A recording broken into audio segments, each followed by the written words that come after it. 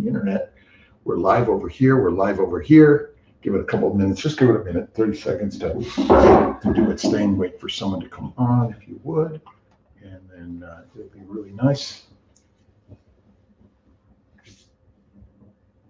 Well, all right. And good morning, CNY Nation. I'm Dr. Randy Fink from CNY Fertility in Colorado Springs and the Evolving CNY Fertility at the Miami Center of Excellence in Florida. If you're used to watching conversations with Kiltz and Fink on Thursday afternoons, you'll see me there, customarily not here on Dr. Kiltz's Sunday house call, but we had a very special weekend this weekend, and we'll tell you about that. And before handing it over to the boss here, also joining us is Dr. Faruqi, the incredible powerhouse that he is from CNY Fertility in Montreal and also in Syracuse.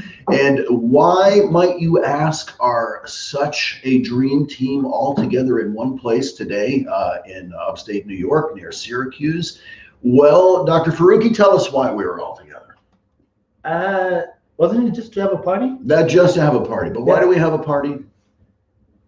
We're here to sort of share and grow, and we're all learning together. Well, wait a minute, hold on. And Dr. Fink is joined the team, doing an amazing job at retrievals and transfers, and we're really, really, really excited about that. But it was Dr. Kiltz's birthday. Oh, yeah. And it was Dr. Faruqi's birthday. Hey, that was the party. There we go. So yeah, that was all the good reasons. So happy that we're able to have you with us on a beautiful Sunday morning, wherever you're joining us from, CNY Nation. So let's see if we can't take some questions and talk about family building, talk about fertility, talk about things that are on your minds. All right. So hello to the Facebook, YouTube, and Instagram. We're really going to be answering questions and really sharing thoughts and ideas, improving your fertility journey. If you're already a CNY Fertility client patient, thank you for joining us. If you're new to our story,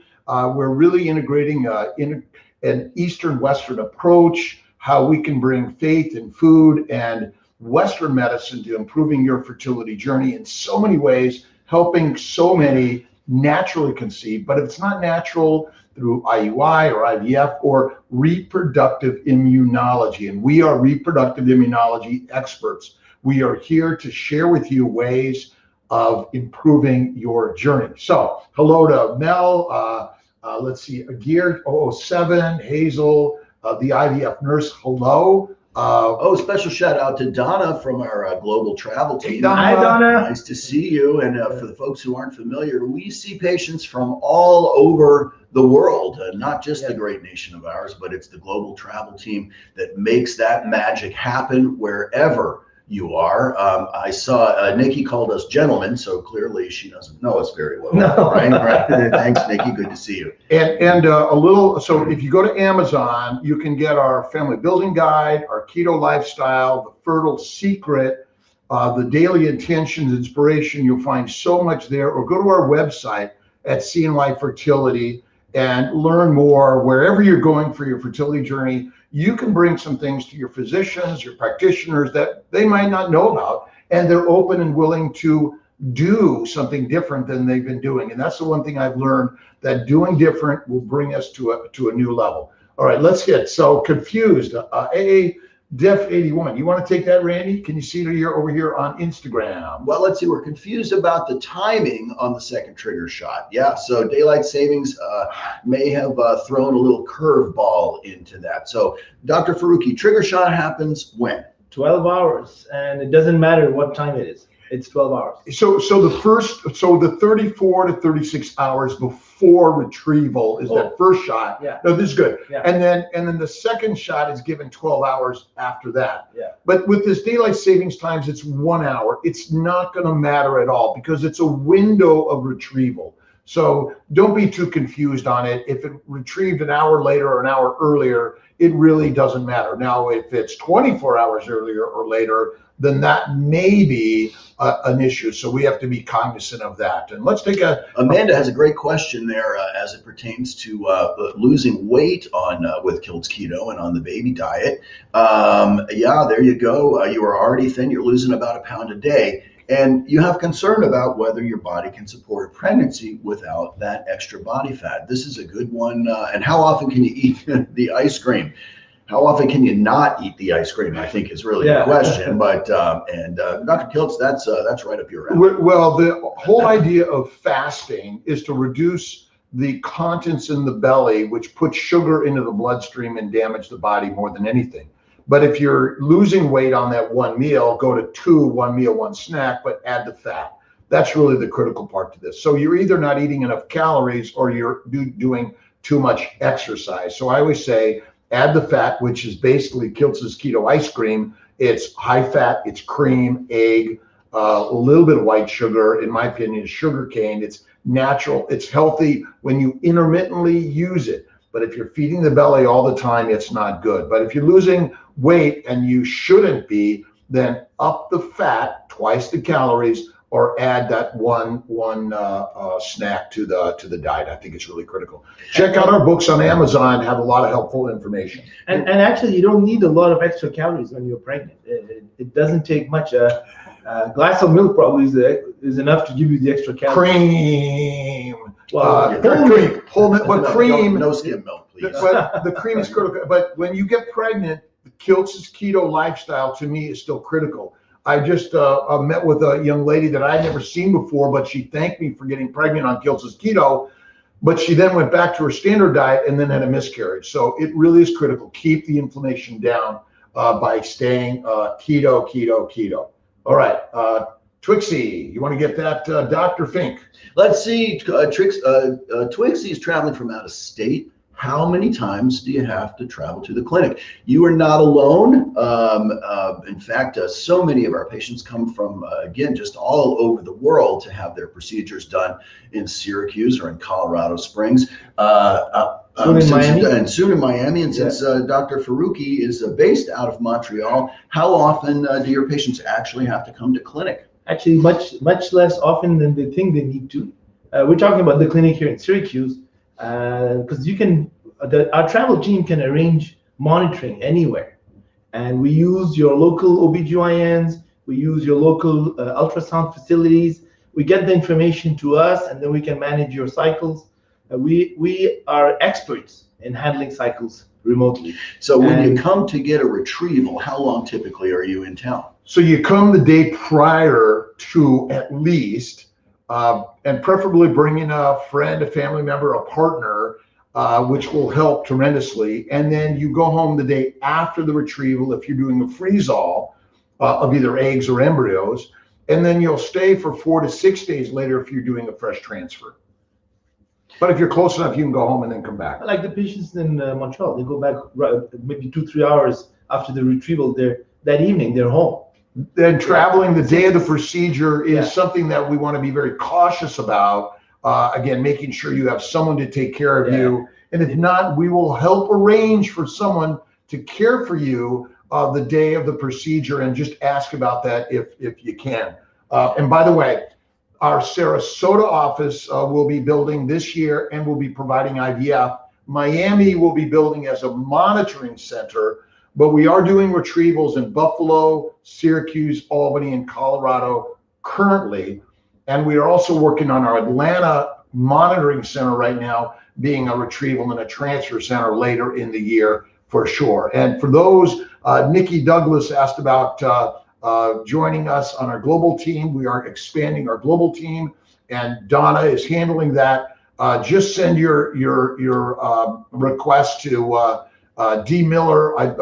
Just J. Taylor at cnyfertility.com is a good, easy approach for that. And we are growing our team. We need you as our village to grow our eggs and sperm and embryo donation, gestational carriers, making fertility and keeping fertility affordable accessible for everyone. Dr. Fink. Well, I want to address Amber, who is stimming with us in Colorado Springs. She had 11 follicles on Wednesday, and then by Friday only had 7. What happens to those follicles? First of all, we're talking about follicles so that everyone knows, and if you're going through the process, you're familiar with the term, but those are what we call the little egg houses.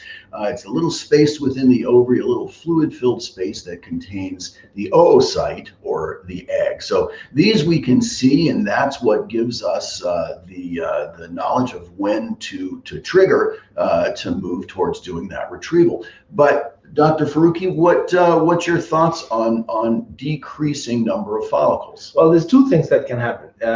You may have different size populations of follicle, and as the bigger follicles grow, the smaller ones become less and less obvious.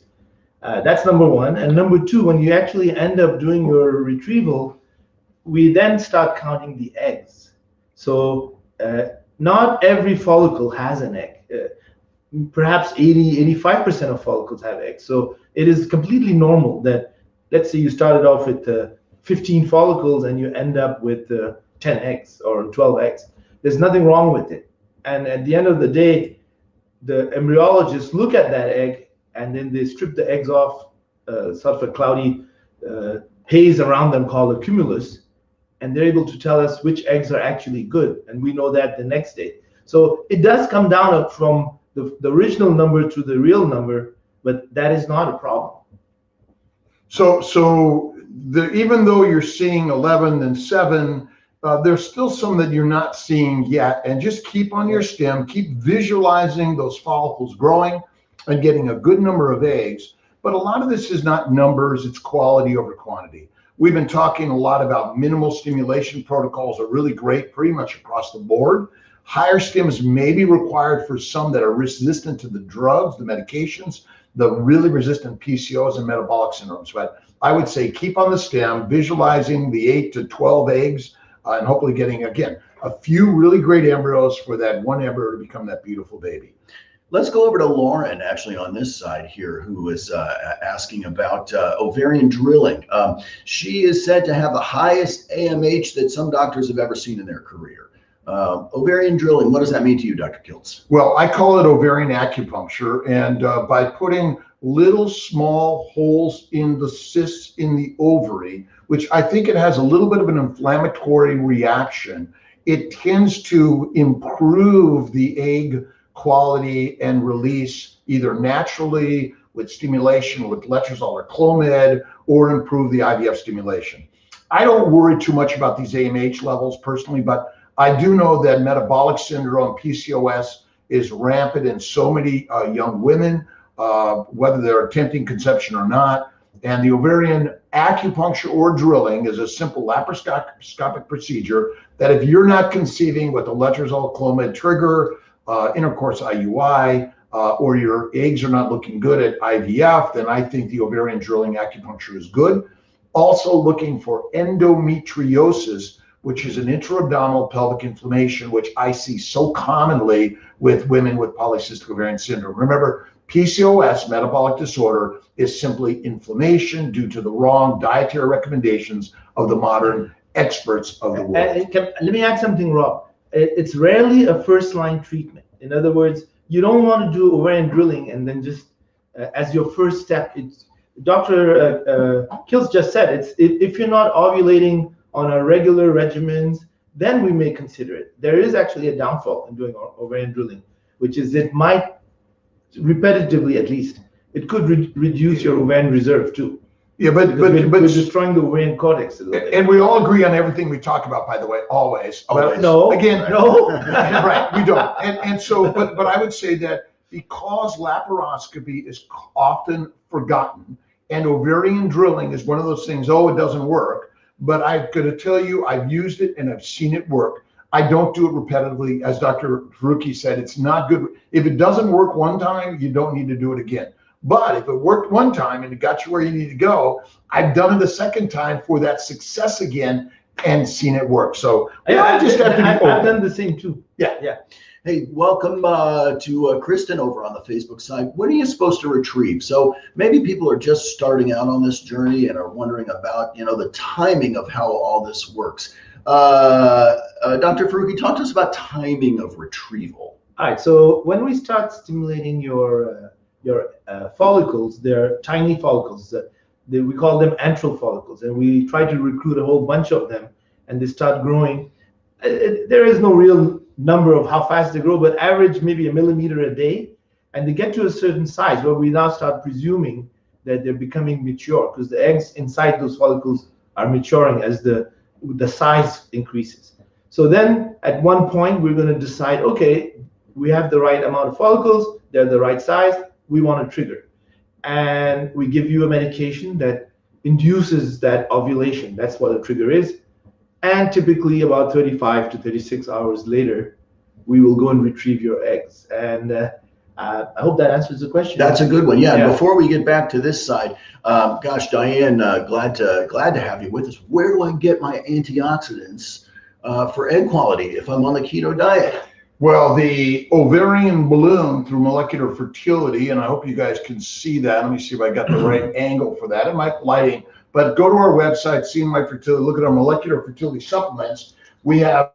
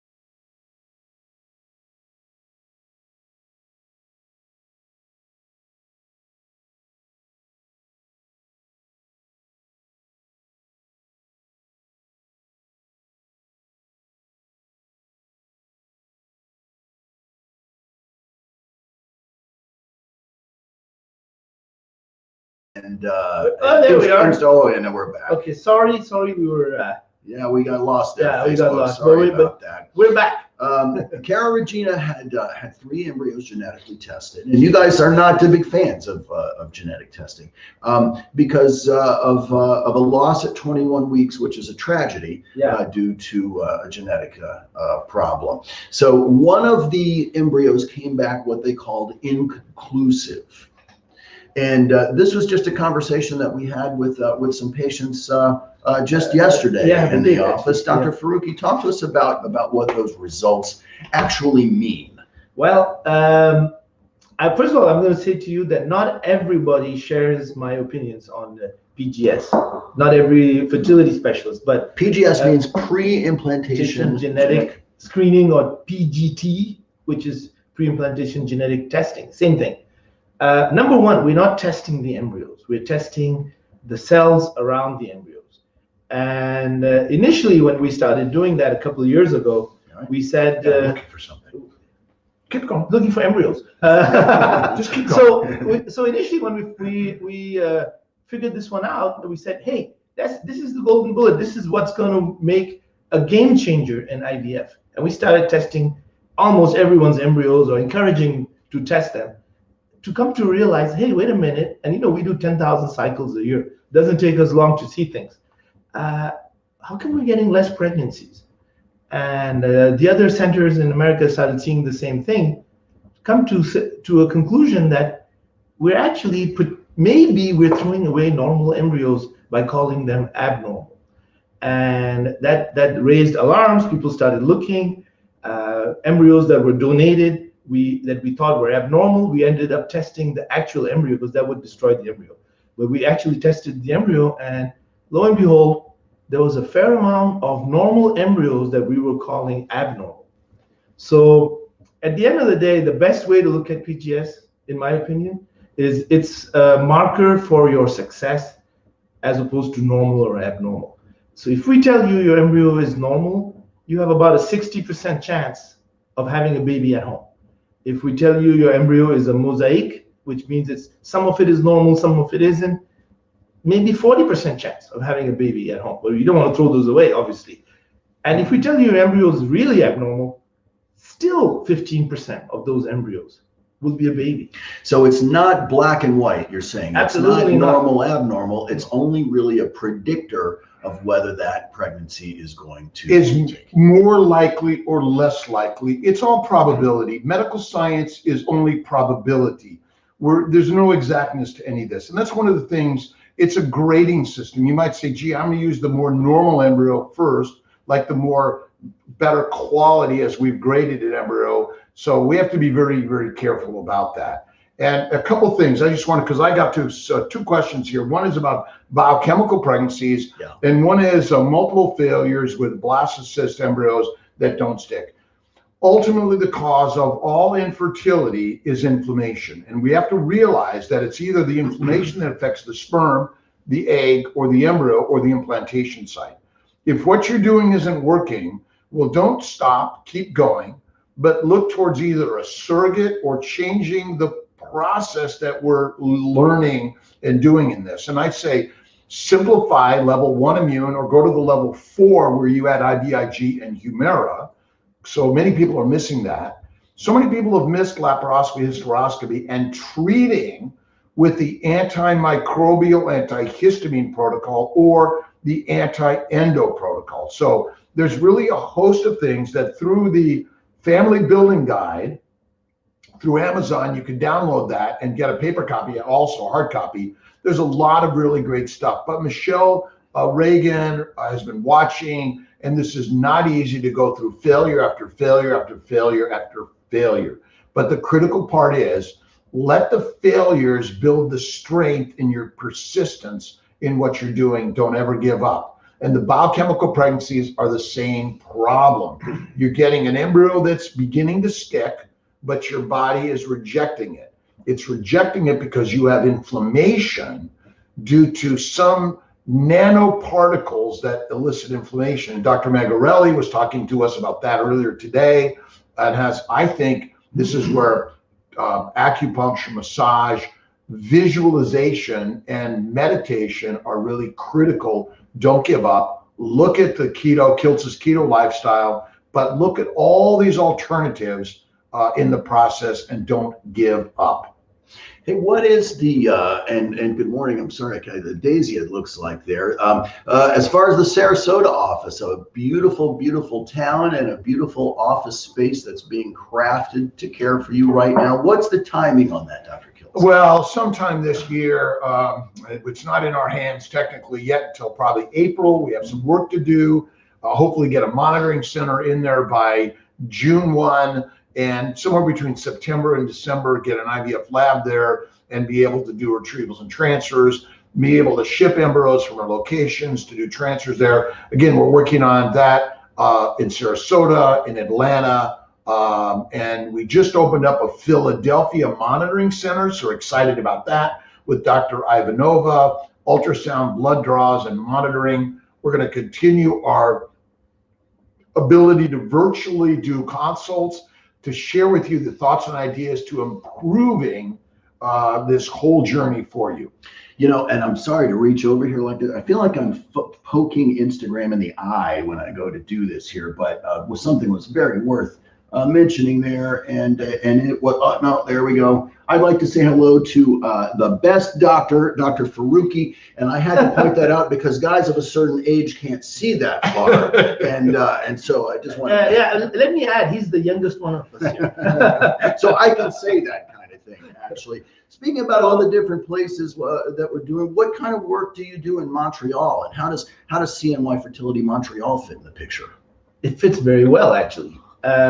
We are one of the things about Canada, and not to say anything negative about Canada, it's a great country, but one of the things about Canada, particularly with IVF, is everything is sort of like the same recipe all the time. Canadian doctors aren't exactly very adventurous, and so this immune treatments and things like that are not readily available to Canadian patients. But because of CNY Fertility, we are now able to offer all these treatments, and our typical patient from Canada has actually tried IVF multiple times in Canada. They have failed, then they come here, and we have a little bit of an out-of-the-box thinking. And honestly, after having spent, how long have we been working together now, Rob? 25 years, 30 years, all these years, there really, really is a difference if we start thinking out of the box. The regular in-the-box thinking might help 60, 70% of the people, but what about all the rest? We need to have out-of-the-box way of thinking, come up with a bespoke solution to everyone's problem. So plus the office, again, Dr. Faruqi and his team are excellent in consultations and monitoring, but we work with many of the fertility specialists in Canada to offer gender and additional out-of-the-box thoughts and ideas, especially when it comes to reproductive immunology. CNY Fertility is a reproductive immunology center, really, really critical that we recognize that immunology is the most important part of the black box, by the way. A question on weight loss and playing a part in health. My personal bias is that weight loss isn't the key, but if you're losing weight, that means you're in an anti-inflammatory environment more than anything. So the fat in our bodies doesn't cause inflammation. The sugar in the belly does, and in the bloodstream. So if you're losing weight, that means you're in a general lower glucose environment. It's a higher ketone bodies, maybe a little bit higher, but it's really an anti-inflammatory environment. So I never tell anyone to lose weight. I suggest the keto lifestyle, Kiltz's keto lifestyle. Again, we label it because we have books out there that I think share an idea that's radically different that'll help you in this journey. But it helps sperm by men going Kiltz's keto lifestyle, helps the egg and the uterine environment tremendously. Hey, Randy, there's a good question over there about 1 or 2 embryos from Renion. Let's see, Renion's 38, has done 2 IUIs that haven't been successful, and you're doing an IVF cycle now. On the transfer day, do you recommend transferring 1 or 2 embryos? And that is, and Mythbuster, is it really okay to eat fries? How many times have we eaten fries over this birthday weekend? Okay. Let's admit the truth here. So 1 is best, but over 35 non-tested embryos, the first, second, or even the third, still 1, but you may look towards too, but it's individually defined. There's not some global answer in all this. We have to recognize medicine is very imperfect, and one way to fit everyone doesn't work. But in general, one is better, two is reasonable, and in some cases, but in my opinion, if you're eating, so keto is a high fat, low carb, low protein diet, in my opinion. If you consider proteins and carbs in a similar fashion, they both break down to sugar eventually and become fat. If you so fries, in my opinion, is a simple sugar dipped in mayonnaise and cooked in duck grease, in my opinion, or coconut oil if you are a vegan or a vegetarian. That it's a reasonable approach. But from time to time, simple carbs are okay, in my opinion, but not all the time. And for me, it's mostly carnivore, one meal a day. And I do occasionally have, we love Mirbeau fries. We love lemongrass. If you go to Mirbeau, go to lemongrass, ask for Kiltz's cut of the ribeye also. Hey, but you know what? You mentioned something that's important there, and we've said this on some of our other lives, that if you want to have a reward, it's okay. It's not cheating. Well, reward yourself in life. But oh boy, on my birthday said we just enjoyed cake and cookies and candy and dinosaur and a little of everything. And but I felt it later. Oh boy, that's okay. But you were rewarded for your birthday. Yeah. Hey, to Melissa in Montreal, who also gives a shout out to Dr. Faruqi. Man, I'm starting to think that you actually might be somebody here. Wait till I show up in Miami now. But there's a good question here from Mimi, who has a 3 centimeter subserosal fibroid and a 2 centimeter cyst on the ovary. Does this affect fertility and IVF? And there was a question before, someone was asking about a submucosal fibroid. Fibroids are balls of muscle in the uterus. All right, the uterus is made of muscle. Its job is to squeeze the baby out when that time comes. Inside that muscle is a glandular lining that is to create a spongy, warm, juicy place for a baby to implant. So about 70% of women have fibroids. Fibroids themselves, they used to call them fibroid tumors. They are a benign growth, meaning to say they're nothing that's bad, and really are a normal variant in most people. When those fibroids get very large, they can start to have an impact. And certainly when those fibroids are within the cavity, and those are the ones that we call the submucosal fibroid, that can have an effect on the lining, which is where the baby is going to implant. And I like to think of it as taking up valuable real estate on the inside that is really better served by an embryo. So if there's something inside the cavity, we will generally recommend that you take care of that. And that is usually a pretty straightforward, easy in-out surgery that's done through the vagina, through the cervix, to remove something that's within the uterine cavity, like a submucosal fibroid. But just like anything else, nothing is black and white in medicine. And you have fibroids that are not in the cavity, but they're in the muscle, and in my opinion, are disrupting the blood flow, or they might be doing things that we don't even understand yet. And the patients aren't getting pregnant. And we keep telling them, no, these fibroids are not affecting you. I don't believe that's true. And I've had many pregnancies, and Rob, and you have too, where we went and we removed those fibroids, and the patient showed up pregnant. Fibroids are abnormal in the woman's uterus. They're a sign of inflammation. That's all it is. It's like fibroids. We see them commonly because everyone has inflammation. The uterus and the thyroid gland are the most common sites to see inflammation. Thyroid dysfunction is rampant, and uterine fibroids and endometriosis are too common, and they are signs of inflammation. As Dr. Fink said, they're tumors. 99% of the time, 0.9, they're not cancer. But if I see them and you're not getting pregnant and or you're miscarrying or you're failing implantation, get them out. Yeah. Even if they're serosal, it's a sink of inflammation.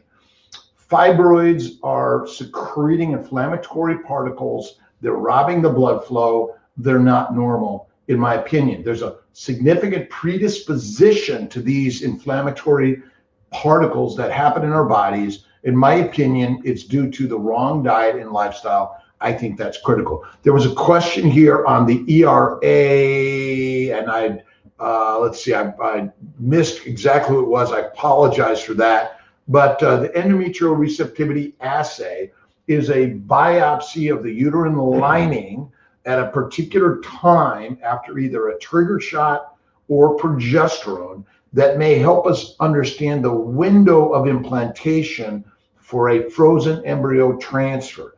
It may help about 20% of the cases. So it isn't something we often use as a first line, but if you're doing a frozen transfer and you want to do it first line, that's up to you, and we'd be glad to add that to the process. Over on this side, Faith Beebe, I believe it was, had a question about, well, it said she's had situations where she's had just one follicle and her local reproductive specialists will not do a retrieval. Do we do retrievals on single follicles? Yesterday, Rob and we had a talk about a patient precisely with the same situation, and she called us saying, listen, our doctor is not doing a retrieval. Can you do the retrieval? And we said, come on over. And guess what? She has a baby.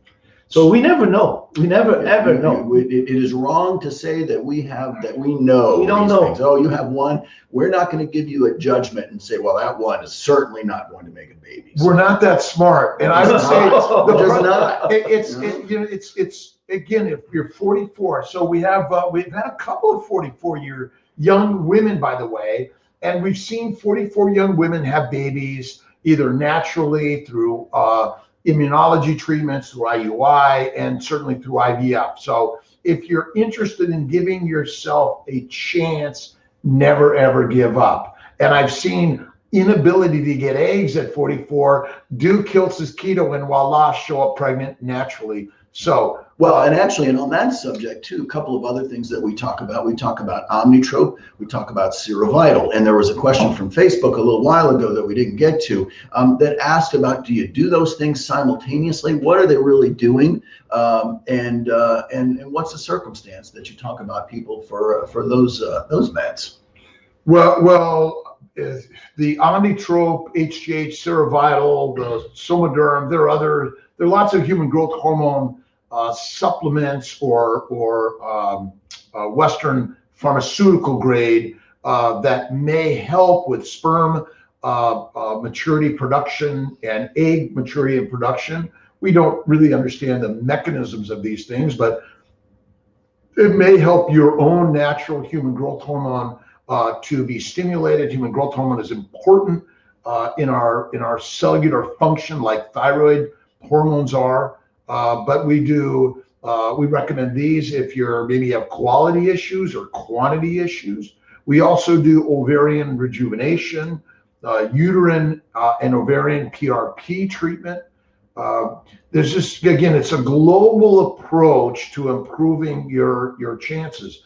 We do a lot of 30, 60, and 90-day priming protocols. Again, if you go to our family building guide on Amazon, you'll get a lot of really great tips. But if you just look at our Facebook, Instagram, YouTube comments and questions, we're learning, what are you doing? What did you do to get to the baby that you so desire in this life? And it's so nice on these Facebook Lives to see the support that you give to one another. I think it's very appreciated. I certainly appreciate seeing it. It shows just really how much love we have out there, and that's a beautiful thing. There was a question from the Facebook side that was addressed to Dr. Faruqi before, and I apologize that I missed the name there. But we're talking about a lot of things pertaining to women.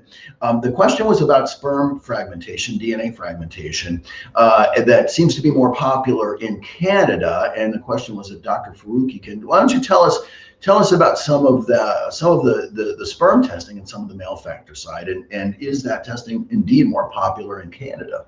Well, I don't know if it's popular in Canada or not, but I think it started when we started questioning cases where we were doing IVF with perfect sperm, perfect ovarian reserve, and then all of a sudden failing to produce embryos, and the fertilization rates were good, and then on day 3 everything started crashing out. So we said, listen, there's got to be more to sperm than just a sperm test, a semen analysis.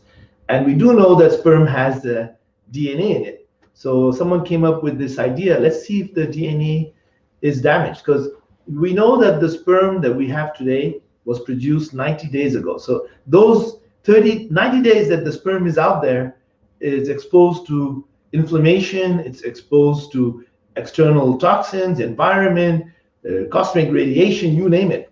And that can potentially damage the DNA in the sperm. When the sperm's DNA gets damaged, it breaks, and it's called it fragments. So we started looking at what's the percentage of fragmentation in the DNA. And normal fertile males is 15% or less. And we started looking at as it starts increasing, stuff starts happening. So up to about 28, 30%. We still get really good results with IVF, IUI. When we start going past 30%, less embryos, past 40%, even more miscarriages. So it's one thing to know that, and then the next thing to do is how do we go about reducing DNA damage in the sperm? Rob, you're an expert in that. Well, so if you're infertile, suffering miscarriages, early or late, prematurity, it's all due to inflammation. And so it's, even if everything looks normal, even if DNA fragmentation is normal, morphology is normal, don't discount the fact that there can be a sperm abnormality that we just don't know how to diagnose it. So that's why the keto lifestyle is critical for men and women, egg source, sperm source, in reducing inflammation. That's why for men, low-dose naltrexone, CBD oil.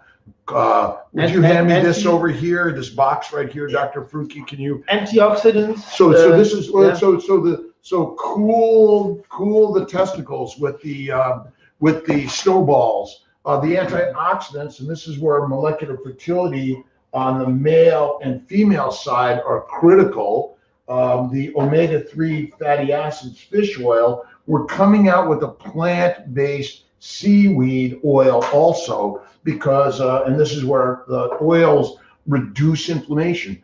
Keto is a high-fat diet. It's not a low-carb diet. Fat, when consumed, reduces inflammation everywhere. That's the trick of the universe.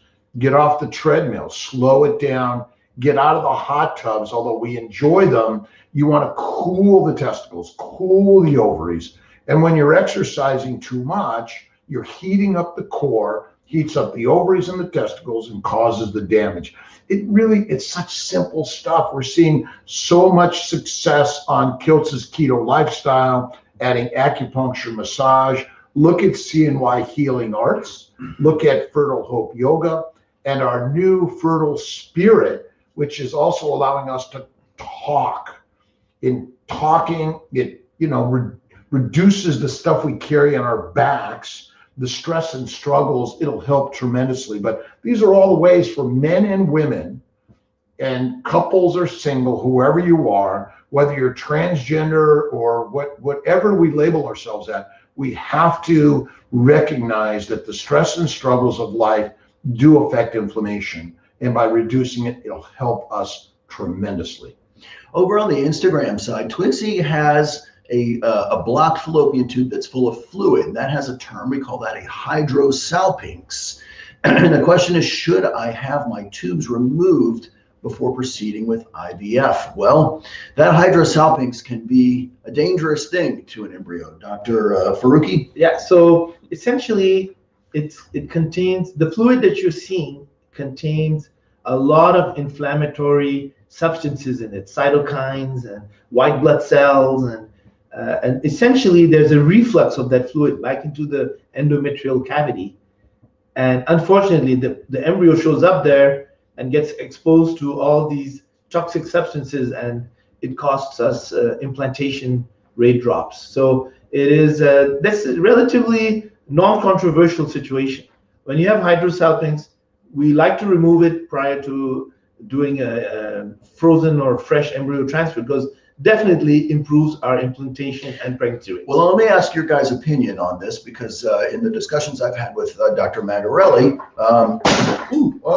What happened there? something hit the ground. Okay. Yeah, in the discussions that we've had about removing the tube versus just putting a clamp on the tube, that some say that removing the tube can affect the blood supply. What's do you have an opinion on clamping that tube so the fluid can't flow in the uterus versus removing it? If removal is better, because it not only removes the fluid that goes back into the uterus, if that's the case, but it also removes the source of inflammation. Absolutely. And so I think removing is better, but if you can't remove it, I think clamping it, transecting it, and I think a month of the antimicrobial protocol is really good. Definitely. You know that there's also a risk of just clamping the tube, because remember, it's blocked. It's blocked at its distal end, and there's fluid in the tube. And that fluid is actually escaping through the uterine cavity. Now you're blocking it both sides. So it is not inconceivable that a couple of months from there you might have a pelvic mass, and now you're going to have a surgery to remove a 6 centimeter pelvic mass, because we block the tubes on both sides. So I'm not a big fan of blocking the tubes. However, there are certain cases where it's so difficult to remove the tube that the only solution we have is to block it to be able to do IVF. That's where I do just the clamping. What about you, Randy? I would agree. It's in my experience, it's really the same. You know, a clamp is an easy thing to do, but if you can remove that tube, you're taking away the source of inflammation. And to say that there is a drop in ovarian reserve, actually that's true, but it's usually a temporary drop. For a couple of weeks after the procedure, you will see drops in AMH level. What does that really mean in terms of fertility? I don't really know, but there's a little drop and then comes right back up. If you're just joining us 47 minutes after the hour and live from Syracuse or upstate or near Syracuse, New York, Skaneateles, New York, it's Sunday house call with Dr. Kiltz, but today joined especially by, I'm Dr. Randy Fink from CNY Fertility in Colorado Springs and also in Miami, Florida, and Dr. Faruqi from CNY Fertility in Montreal and also here in Syracuse. We're so glad to have all of you with us. Boy, we just have all kinds of great questions today, and we're not able to get to all of them, but we sure want to try. If you got a question, please throw it back at us. If we missed it, we're going to see what we can do to get there. Okay, it's Chloe. You can add double Cetrotide or add some Lupron to help reduce the risk of ovulation. There was another question about estrogen and adenomyosis. We've had a couple of questions about adenomyosis. And why don't you tell us, for those who don't know what it is, how do you describe adenomyosis? So adenomyosis is endometriosis, which is inflammation of the uterus. That's all it is. It really is simple. The fibroids, adeno, and endo are all ultimately an inflammatory process. Estrogen seems to be a cofactor in its development, but it may not be the cause, in my opinion. But if you have the inflammatory particles plus estrogen that affects blood flow, which is going to increase the inflammatory particles, the nanoparticles being deposited there, it can affect your fertility. Many women have very minimal adeno, many have a lot. Some will conceive and deliver naturally without a problem, like endo, like fibroids, all of that. I do recommend a 60-day medical treatment with the Orilissa letrozole or the new treatment which is a higher dose Orilissa with a little bit of estrogen progesterone may also benefit those patients. But Kiltz's keto is really, really, really the key. And in some cases, the uterus is not repairable and it will not sustain a pregnancy, and that's where a gestational carrier may be needed. Yeah. And it's unlike the fibroids, which we would be saying, let's go ahead and do surgery. It's a little bit different story when you have adenomyosis. I'm not 100% sure that surgery is actually a good thing with adenomyosis, because it's really difficult to remove from the uterus, and maybe we cause more harm than good. But there are a few cases that you can remove an adenomyoma, which is similar to a fibroma, which are really fibrotic tissue that's either spread into the uterine muscle, which is a little harder to remove, or it's just simply as a glob that's more easily removable. But they can be done. either via laparoscopy, via robot, or via a laparotomy, depending on your surgeon's expertise in any of these areas. I think about adenomyosis. We talked about the muscle, that's the uterus, and the glandular lining, that's the inside. It's when that glandular lining starts to spread into the muscle. Much of the time it's diffuse, but sometimes it can actually form a little ball, right? And that's what those are the ones but that you can remove. It's a metaplastic. I think, I personally just look at all of this as a metaplastic inflammatory reaction to inflammatory nanoparticles. That's really what it is more than anything.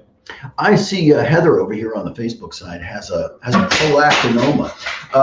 Dr. Kiltz, how do you find that the little tumors in the pituitary gland, which is what a prolactinoma is, how is that going to affect someone's, how does it affect overall reproductive success? Well, the micro and macro adenomas of the pituitary gland can affect the normal regulation of LH and FSH and secretion, which affects normal ovulation and maintenance of the corpus luteum and the progesterone, estrogen levels after ovulation in early pregnancy. So typically treatment may be simply with adding progesterone and helping with ovulation, or it may be related to adding Dostanex or Parladel to the process. But quite commonly, it's these low levels of 30 to under 100 may be treated simply with Dostanex or Parladel or the ovulation induction, but some may need microscopic removal by a neurosurgeon, but that's pretty rare. Yeah. Oftentimes taking the medication will shrink that prolactinoma itself, but in Heather's case, her prolactin level was at 38. Is that going to impede her success with an assisted reproductive technology? So again, the 30 to under 100 typically treated with either bromocriptine or Dostanex can be the easiest way to help with that. In assisted reproduction, we're adding progesterone and estrogen. You've either taken Clomid or letrozole or gonadotropins to help stimulate ovulation, but supporting it with the progesterone estrogen may be all you need.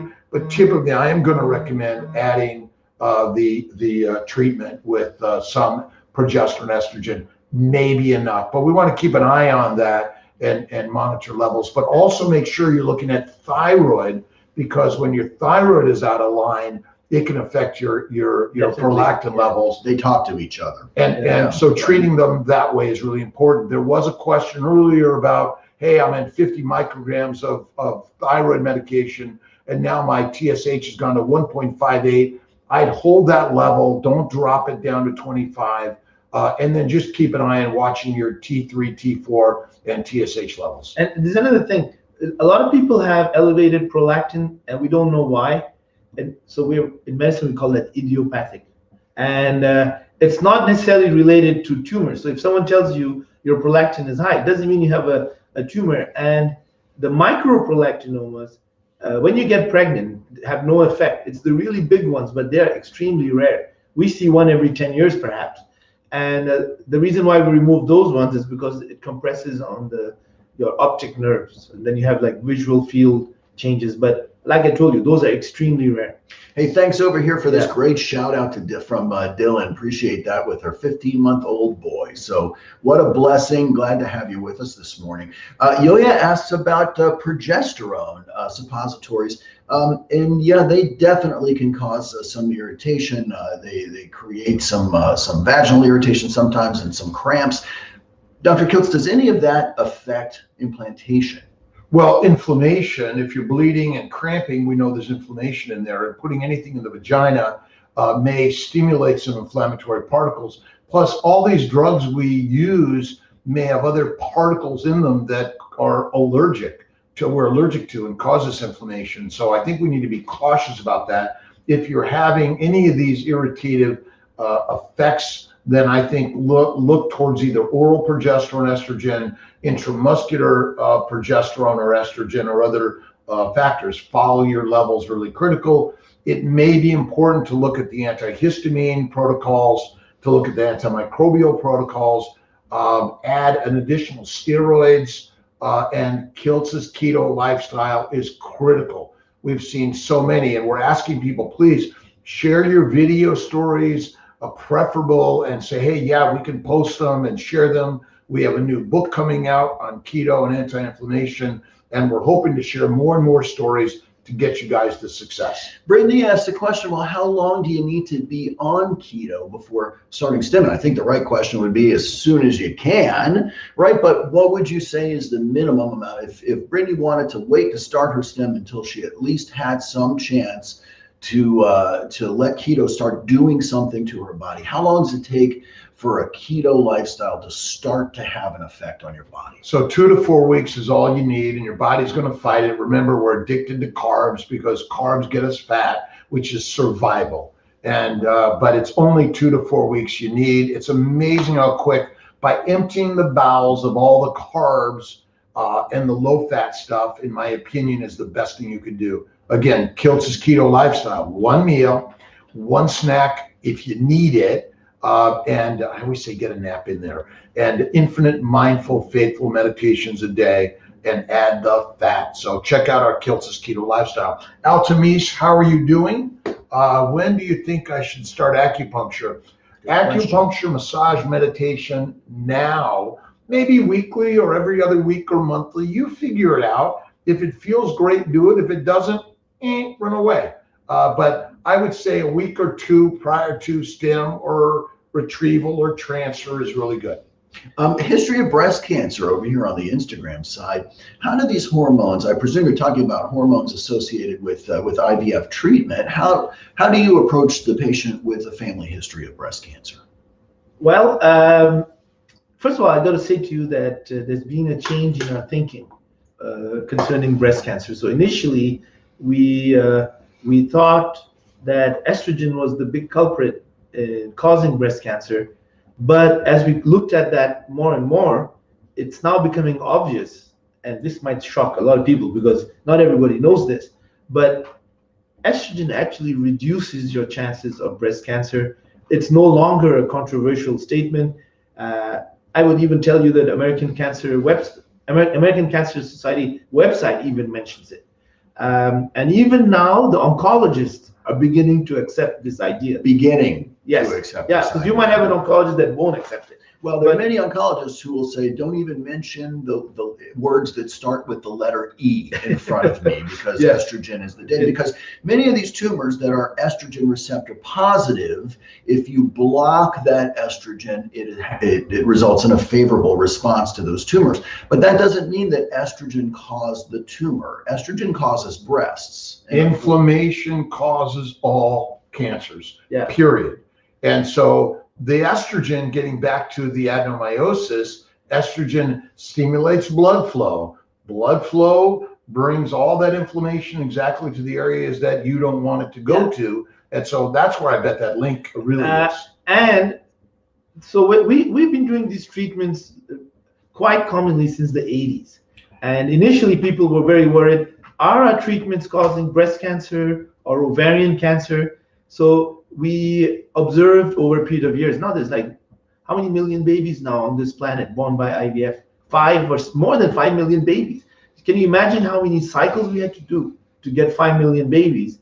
And we are able to know now that those patients who delivered those babies, some of them are grandmothers, and those babies now are mothers themselves.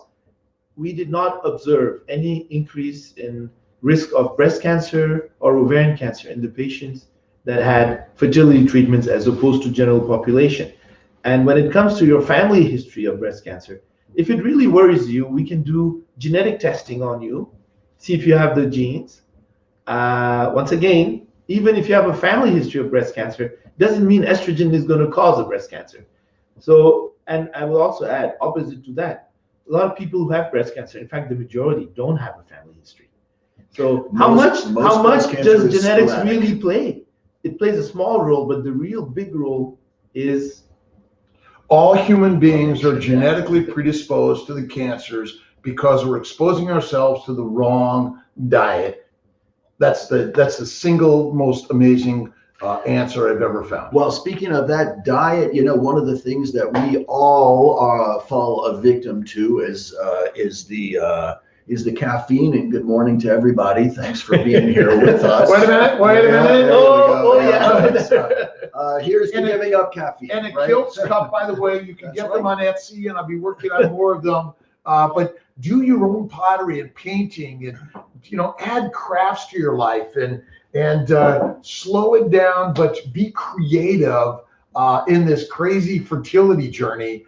Really critical. But we talk about keto as it pertains to inflammation. Does caffeine, Josh asks, have anything to do with inflammation, and might that improve outcome? Well, too much caffeine, like too much anything, is adversely a factor in our body. So I would say yes, it is a plant phytochemical that may adversely affect your health and wellness. But we all, we like to claim whatever we love to do is okay, but a little bit of anything may ultimately have a low dose profile, but the dose makes the poison.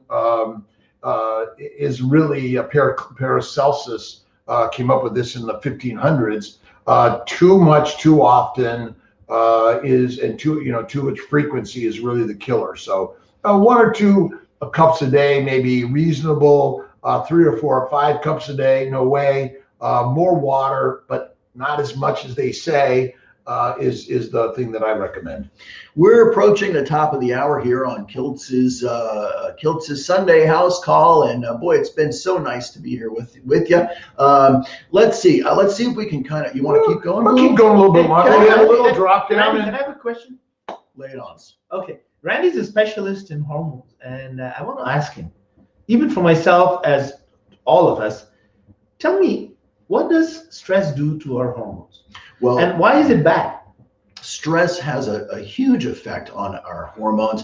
People ask me about stress all the time, and yeah, it would be lovely to say, well, just take the stress out of your life. But if you can figure out how to do that, I'd like to have some time spent with you, because I want to be able to mimic that. Me too. Yeah, right. I think that's We're all a big good one. But stress affects our cortisol levels. Our cortisol is our body's stress hormone. It's the thing that mediates the response, our body's response to stress. It causes cortisol causes us typically to start to deposit fat along here, because it is a ready source of energy to try to burn off, because what we want is fat for energy.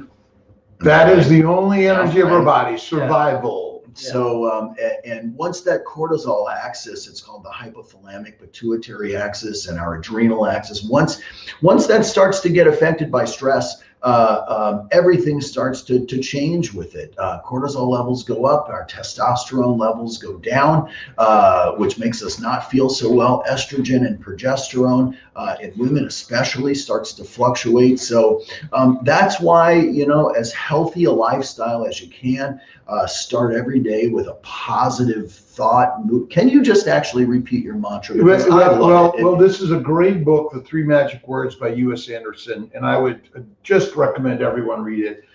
For me, stress, without it, we die. We must have some stress. What you want to use is the stress in your benefit. And so that's where spirituality and faith in a higher power comes into this process of health and wellness. So if you can use the challenges in your life to your benefit, bingo. The stress is like sailing. It's the wind, and you need to become a sailor to use the wind to move forward. Don't let the wind capsize your boat.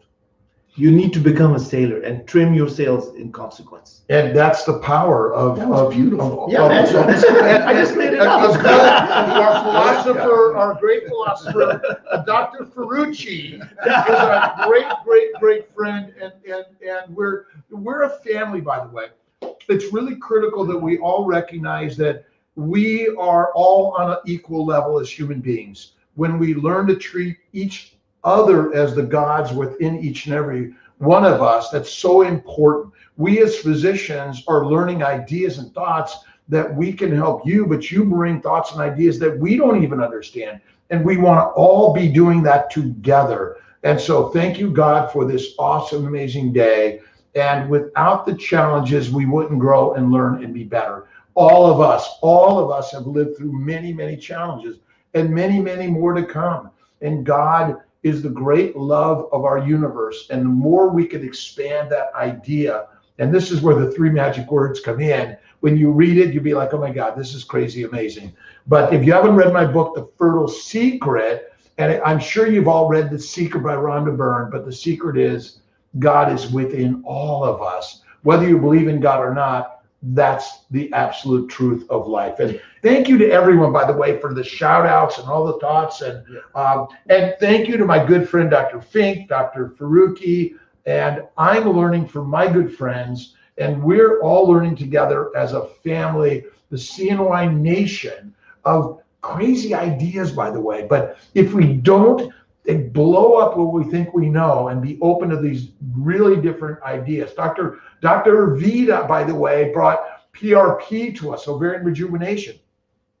She's even finding that by adding a little PRP to the testicles, we may be able to rejuvenate the testicles. So we need to be open to such amazing, crazy ideas. Amber says, you 3 together, an adorable mess. Adorable mess. Right, okay, right. Thank you there. Clearly, and Donna, that's what you mean. Donna, Matt, thank you for my teddy bear, and to everyone's shout outs. I just thank you to all of you guys. But remember, we need to be shouting out and helping everyone. We've had some losses, and this is a sad, hard, frustrating, depressing journey. When we're hearing the anger, the sadness, the frustration, we all need to share the love that we want to bring to everyone in this really crazy, stressful, hard mess. And that's why it's so critical. Daily prayer and meditation. I do my daily inspirations, and I'm reading from my daily intentions, inspirations book. Check it out on Amazon also, but write your own. Remember, put the picture on your wall of your newborn babies that are coming, your family that you're building, the life things that you're expanding. And I can tell you that we all need to be sharing these things together. Every moment, every breath is another opportunity, Reki. Thank you very much for sharing that. And that's a good one. Do you want to take a few more questions? Oh, I'll keep going. We have the time. We have the time. Thanks again so much for being here with us. Let's just say again, we've got Dr. Kiltz. I'm Dr. Randy Fink and Dr. Fayez Faruqi. So happy to have you with us here on this beautiful Sunday morning.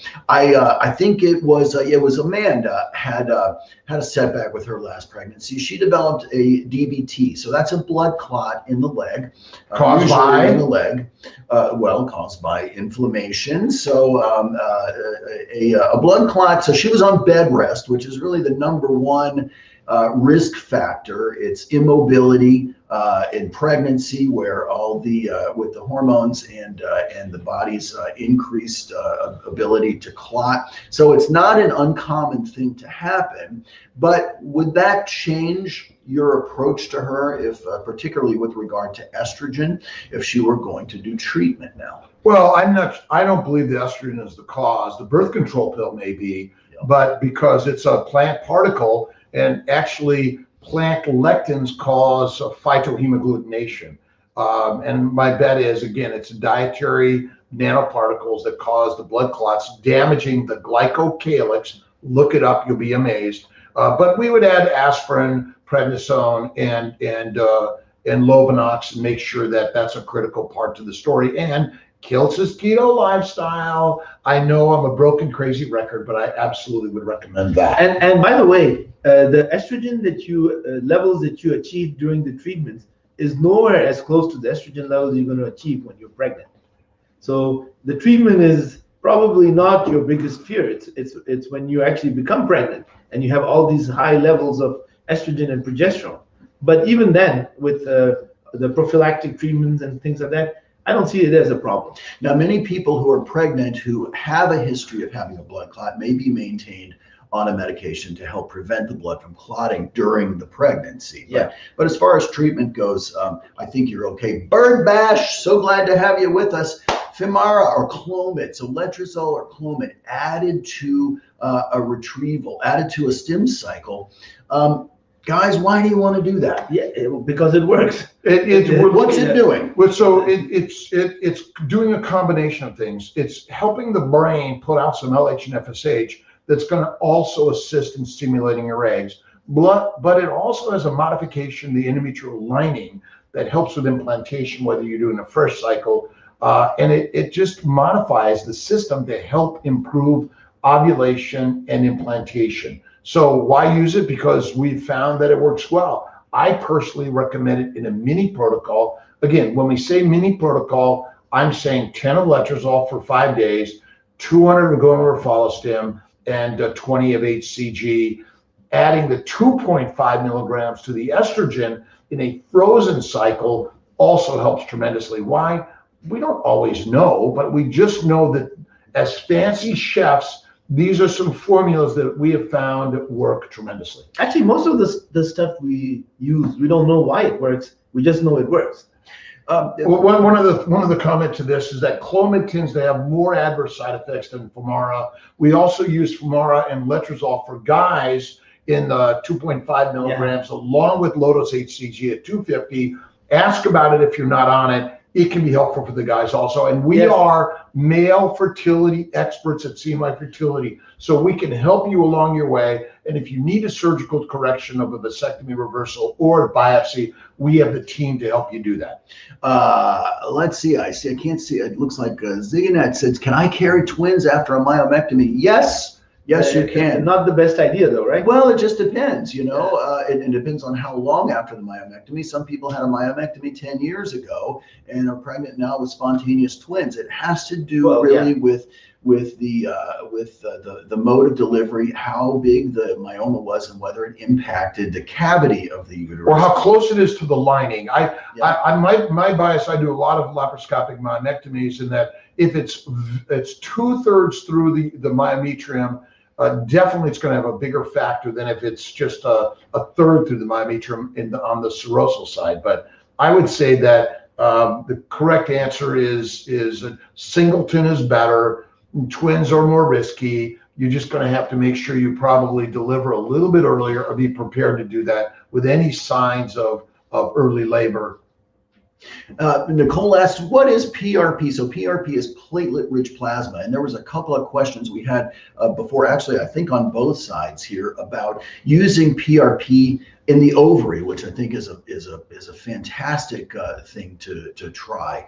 Dr. Kiltz, tell us about. Well, first of all, let's say, what is PRP? Platelet-rich plasma is basically extracting your blood, spinning it down, collecting the serum, and then spinning it again and trying to get the really smaller component of the platelet-rich plasma section, which contains a lot of anti-inflammatory particles and stem cell particles that may help rejuvenate the testicle or the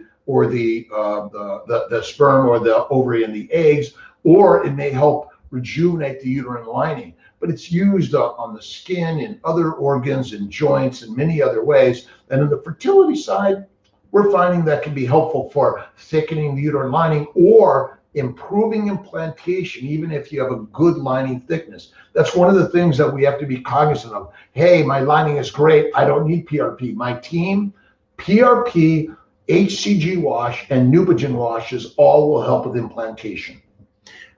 There was a question over here about, is anybody at Colorado Embryology today? And embryology works every single day. They may be hard to reach, and I don't know about how much communication comes out on Sundays, but bear in mind also that Colorado is in the midst of a major winter storm, which is why I'm still in Syracuse today, because my flight got canceled going back to Colorado, and we'll be back tomorrow. But And our embryology teams are amazing at every location. We're training more embryologists, but they're focused on your egg, your sperm, your embryos, and doing the work. They're not there to answer every call and get to every message in the day. It may take a few days, but if there's any reason they need to reach out to you and give you some information, they're absolutely going to do that. But I apologize, but they're focused right there, and we're going to do our very best to get you more and more. And like Sundays, we have limited staff. They just come in and check out the embryos, because they're there seven days a week. Well, they're doing 365 a year. They're doing biopsies and freezings and checking your fertilization. So they're absolutely there doing all the work. Trish is with us today on the Facebook side. Glad to have you with us. Hi there. Question is, can you talk about the difference? Dr. Kiltz talked a minute ago about mini IVF, but compare and contrast a regular or a standard IVF cycle with a mini cycle. Well, I mean, it's the initial thought was think big, which basically the mantra was, let's get the maximum amount of eggs that we can possibly get, because then we can play the numbers game, get more embryos, more chances. So it does work for younger patients, but then again, mini protocol works too. What happened was that patients who had low ovarian reserve, we were giving them these high dosages of medication, sometimes as much as 600, 900 gonal-F. Those companies were laughing with the income they were getting out of that. But the patients were getting 1, 2, 3 follicles, and we're not getting pregnant. So a couple of years ago, it's actually the Japanese came up with this idea that since we cannot get more follicles from our patient who has low ovarian reserve, how about we get better quality follicles? So now it wasn't more, it was more quality. And they said, let's give minimal stimulation and see what happens. The idea being that if we give less drugs, we're going to get the most sensitive, the best quality follicles to appear, as opposed to showing that we are desperate and anyone appears. And that idea actually somewhat changed our practice. And it took a couple of years, and recently we've had studies that have come out that actually, as a matter of fact, now it's even in the guidelines of American Society of Reproductive Medicine. So it's like now in the box thinking, that it's equivalent pregnancy rates with much less medication. And Dr. Kiltz feels very strongly about many protocols. Yeah, less is best, and we do a lot of natural cycles. We do a lot of low dose cycles, I think, are the sweet spot for almost everyone. The ones that are hardest sometimes are the resistant PCOs that need the higher doses. I do not look at your weight, your AMH. I always start low. And that is really critical, because we can save you money on the lower protocols. And tell your nursing team, Dr. Kiltz suggests a low dose protocol. And even to remind some of our physicians, low dose protocol, mini is really the mastery that I've learned. It helps so many. It sometimes makes more eggs than you even think. So it's the thing that I've focused on. We're here to save you money also, but not, and we don't want to waste your money. If you need a high dose, we'll get it for you. But if you did a low and you did better on high, we'll absolutely do that. But we're really spreading our wings in this, and our global protocols are easier. To answer your question, Amber, yes, I would not miss your retrieval on Tuesday. I'll see you then. And Dr. Fink's doing awesome and amazing on retrievals and transfers. We're really excited to be part of the team in Colorado. We're excited about opening up our Miami satellite for monitoring and consults. But our consults are strictly global and virtual today. We're going to continue those. And we're grateful for Dr. Fink joining our team.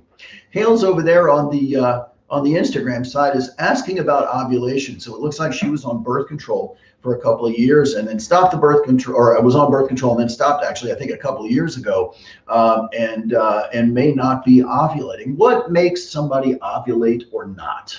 Well, nature and the integrative system within the body through the hormones and other mechanisms create ovulation for fertility. If you're not ovulating, you're not getting pregnant, you have some inflammatory process going on, and we use medications when it's not working naturally, or it's not working with dietary changes and anti-inflammatory acupuncture massage.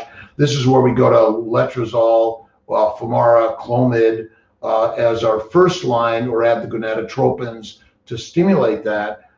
And why some people ovulate easier than others, we don't really know. I always say, if what you're doing isn't working, be open to do something else. The why, I don't ask why. I say, what is a new way? And let's get on the way and let's just do it, and not spend all of our time on why. My mother didn't like me asking that question. He got in trouble all the time. Right, and he's still in trouble all the time. Let's talk about endometriosis, because it's such a common thing. It's a recurrent theme through here. What is endometriosis? Actually, we don't know.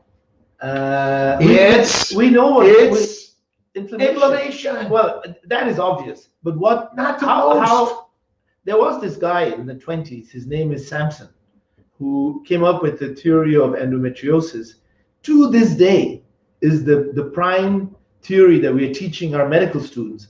Nothing has changed in our understanding of endometriosis since the 20s, except that it's an inflammatory process, and it does affect fertility, implantation, and so on and so forth. And actually, it's way more common than it's thought. So here, my theory is it's an intra-bowel disorder. Bowel inflammation in the pelvis causes inflammatory changes in and around the ovaries, uterus. But endometriosis is actually a systemic disorder.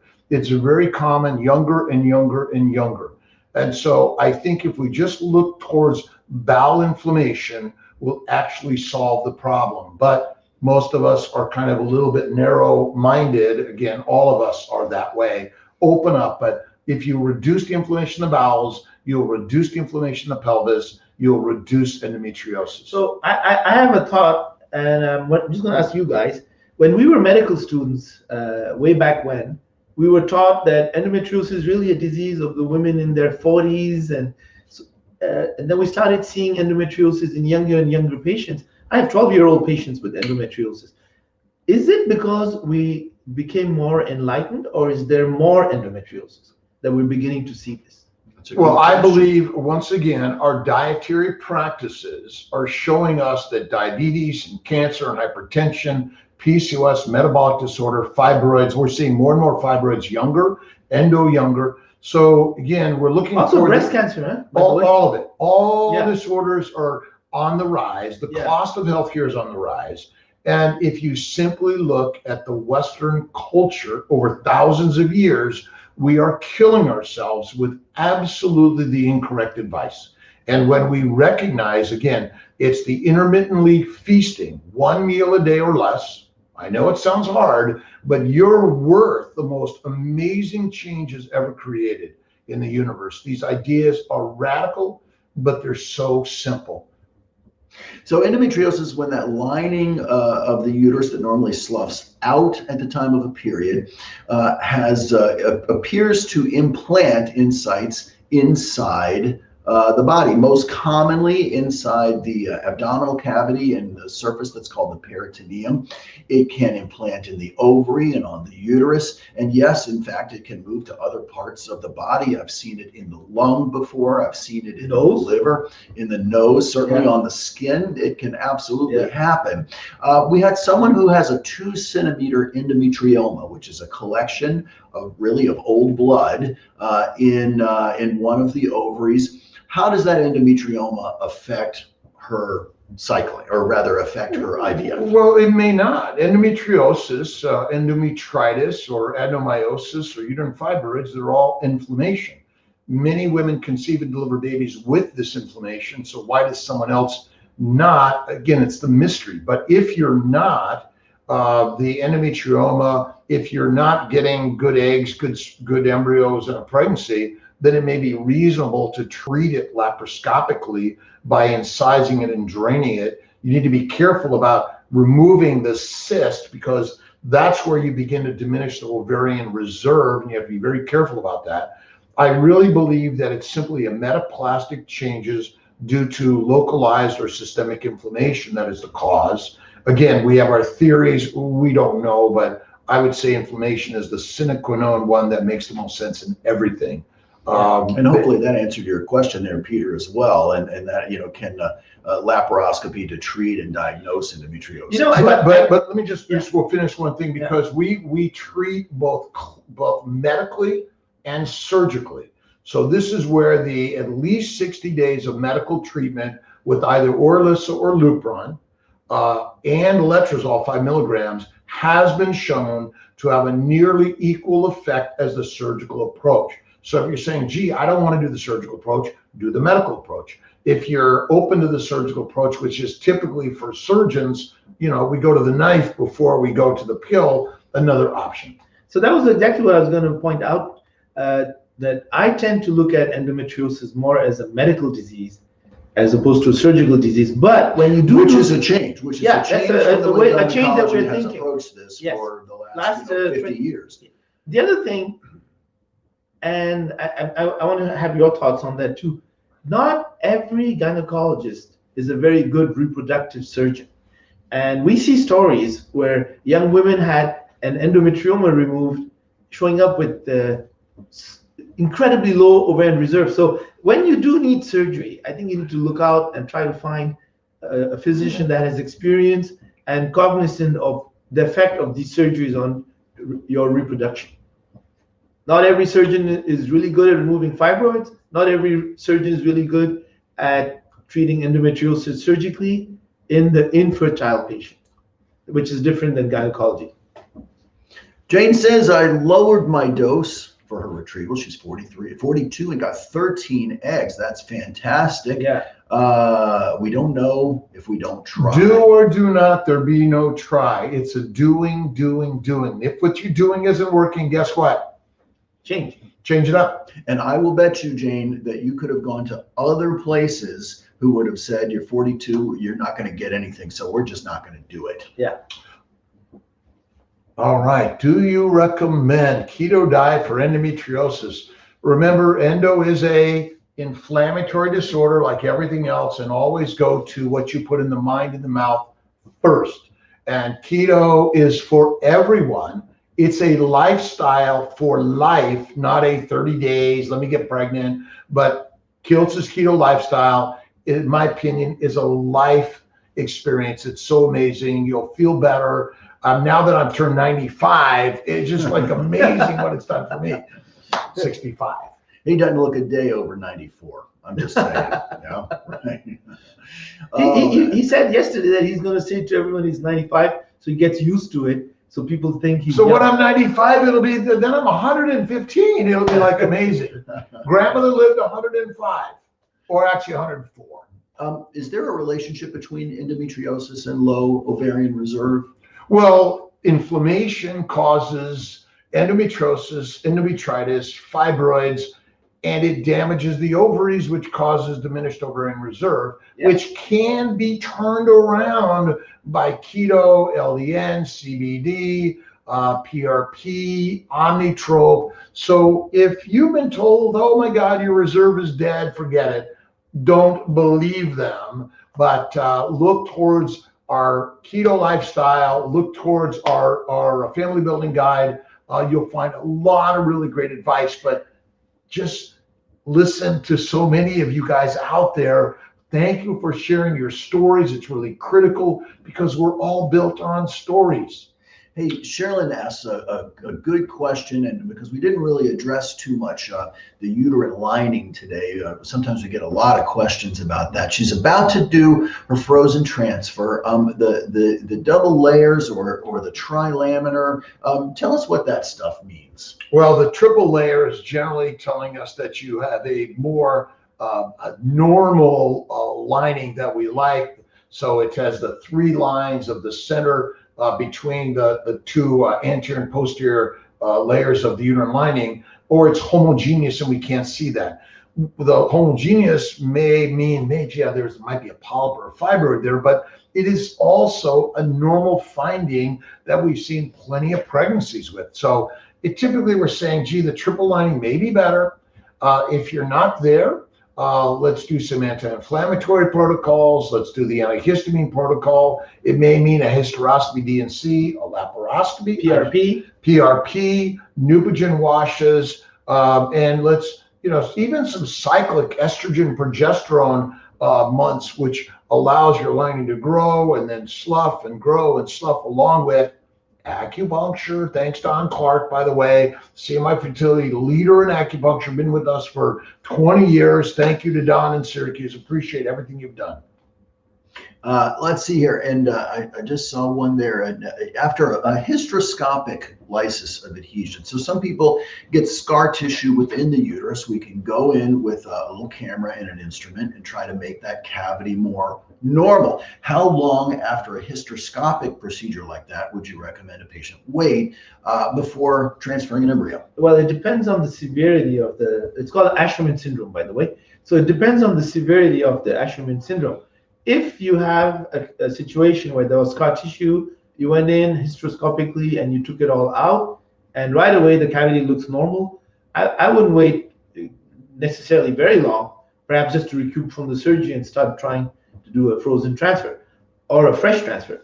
If you had severe Asherman syndrome, grade 3 Asherman syndrome, for instance, sometimes you might even require multiple surgeries to be able to get to a point where we can even start thinking of doing a transfer. So the way that goes is we do a surgery, wait a little bit, we go back again, we take out a little bit more. So 2 steps front, 1 step backwards, 2 steps front, 1 step backwards, slowly, we get to a point where now we're beginning to see a cavity. Then that cavity has to be populated by endometrial cells. PRP is a really good way of doing that. Even just sitting there and waiting, and what you just said a minute ago, giving estrogen, progesterone, you're basically stimulating those stem cells to differentiate to endometrial cells that then start creating the cavity. So in those cases, time is actually on your side. Cowgirl Yeehaw. I just like the name, right? I just like the name. You're 40 years old. Your AMH. Young. 40 years young. Right. It's the word. That's correct. Yeah. That's absolutely my fault there. Yeah, forgive me for that. He's getting old because he's getting old. He's getting old. Right. Yeah. Your AMH is 0.14, and you're doing 3 cycles of mini IVF. Thoughts? Well, just go right to our family building guide. A lot on that. But always imagine you have beautiful eggs, you're going to make a beautiful embryo and get a beautiful baby. And this is where the PRP comes in, the LDN, the omnitrope, the human growth hormone comes in. And I do duo or triple stems with a mini protocol with human growth, I think is really important. 10-220 HGH6, do a retrieval 4 to 7 days later, do the next stem, the same protocol, even if you get no eggs. And at least 3 times, because I've seen the generations improve. Most of all, Kiltz's keto lifestyle is critical. Go to Amazon, download the book, get a paper copy. We have a new one coming. Excited about that. Oh, don't forget Miss Maria Emmerich. Whether you're doing carnivore or other keto, she does carnivore. She does some other stuff. We love Maria. She really has some great stuff. She shared many of her great recipes on there. So go over to Maria's stuff and give her a shout out from Dr. Kiltz, Dr. Fink, and Dr. Faruqi, and the Fertile Fireside Chat. Just beyond 30 minutes after the hour, we've been with you for this morning. Yeah, we've been here for a while.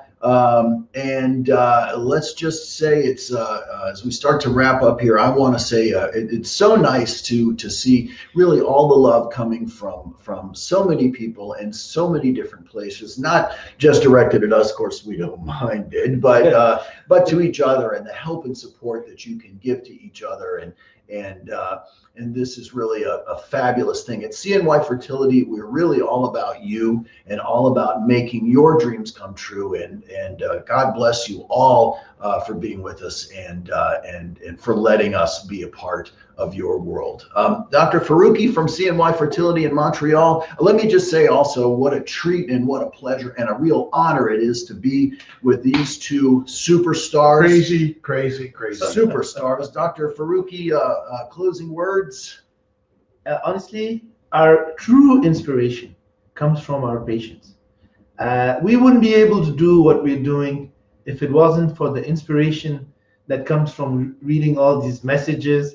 I would say to you, it's the purpose of my life to be able to help all my patients build families. It's the greatest thing we can do. It gives a purpose to our lives. And it will give a purpose to the moms and dads that are coming here. And so thank you for joining us, Dr. Faruqi, Dr. Fink, and everyone out there. I'm really appreciative. The Fertile Fireside Chat every Sunday. Dr.